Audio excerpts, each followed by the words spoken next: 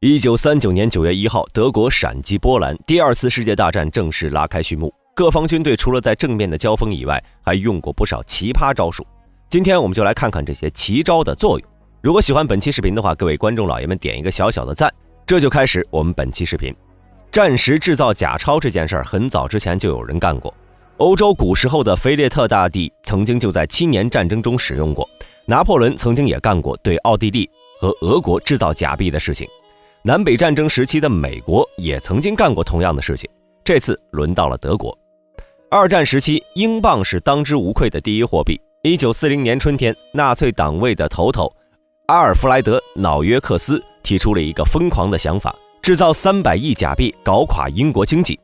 希特勒对这个想法也是大加赞赏，这个计划可以扰乱世界经济，让盟国通货膨胀，陷入经济危机的困境，让盟国民众的生活混乱不堪，这对德军是十分有利的。希特勒下令寻找各地的画家人才来搞定这件事情。那个时候的英镑设计的十分的精细，每张都是艺术品，上面的不列颠尼亚女神像是专门找人设计过的，艺术价值十分的高。上面的花纹看着简单，防伪标志则是高达数百个，因为是白色的，也被称之为白色英镑。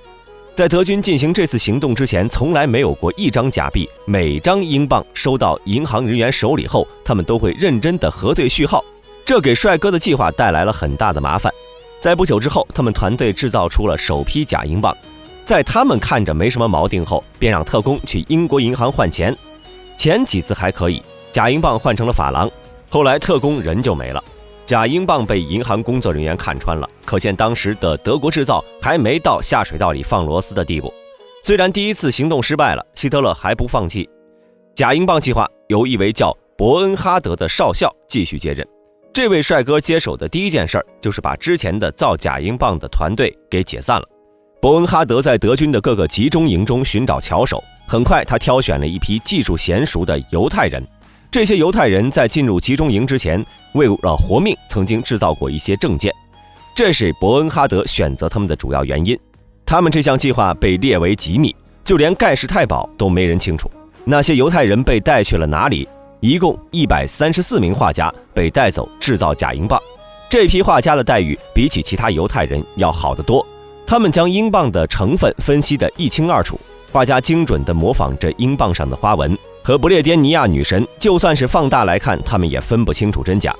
雕刻家雕刻的模板更是比真的还真。如此精细的制造，第一批假英镑出来的时候，他们发现这哪是假币，这就是真的英镑，真的都没有这么真。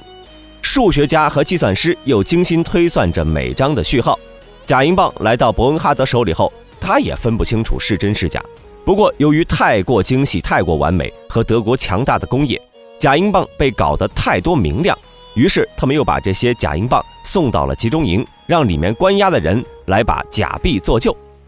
又是写东西又是摸污渍，让这些假英镑看起来是流通了很长时间的一样。德国高层来检查工作的成果时，他们对假英镑赞不绝口，甚至想要带回去几张。他们为负责这件事情的伯恩哈德和犹太人颁发了奖章。这个计划在人最多的时候，有150多名犹太人没日没夜的工作。英镑任务完成后，他们又被要求去制造假美金。这项计划印出的假币比当时英国每年发行的都要高。丘吉尔大呼卧槽，于是德军就派去了间谍去到英国洗钱。间谍也是老手了，和银行工作人员交谈的时候，他十分坦率地对工作人员说，这批钱是从黑市买来的，里面可能掺有假币，希望银行能够好好查查。银行方面也没有起疑心，十分认真的工作寻找里面的假钞。从间谍带去的英镑里只找出来了1/10的假币，这对造假币的来说已经是极大的成功了。他们把这些假英镑和以前一样换成了法郎和美金，赚大发了。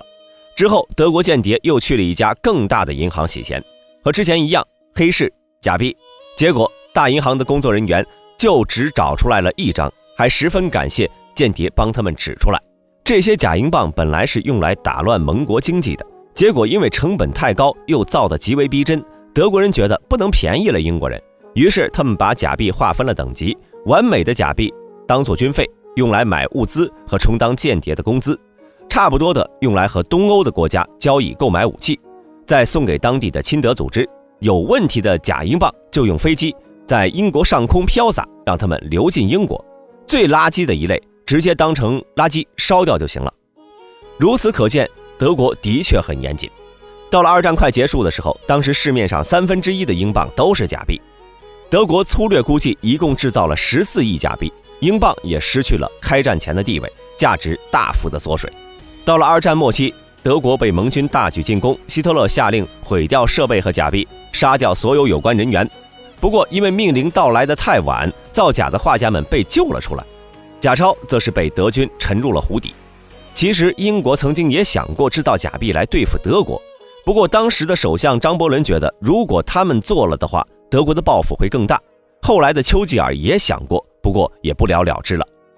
在假英镑为祸时，英国财政大臣安德森和英国高层想尽一切办法封锁消息。安德森建议发行新的货币，并把10磅的假钞全部收上来。不过因为各种原因，这项计划没有实施。次年年初又被全力推行，他们在新的纸币中加了一个金属条，这种设计到现在还在使用。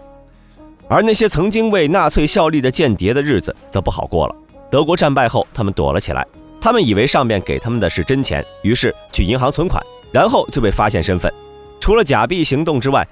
二战欧洲战场还进行过黄色卡片攻势。德军利用英军和法军的空隙，向法军阵地投放黄色卡片，上面还写着：这当你们在前线奋战的时候，英国人和你们的姑娘在干这个。美国人加入欧洲战场之后，德军故技重施，把对象从法国人转移成了英国人，之后又对美国展开了攻势。极为刺激的画面，再加上挑拨离间的文字，和英军讲美军和美军讲在美国的犹太人，盟军也对德军的宣传攻势展开了反击。他们把德军纳粹高层全部都进行了改变，什么希特勒只有一个蛋蛋，其他高层没有蛋蛋之类的，这让当时的德国小孩子信以为真。美军还在太平洋战场上对日军使用同样的办法，说日军的妻子为了补贴家用只能出卖肉体，不过没起到什么用，反而让日军受到启发，搞出来了二战著名的电台东京玫瑰。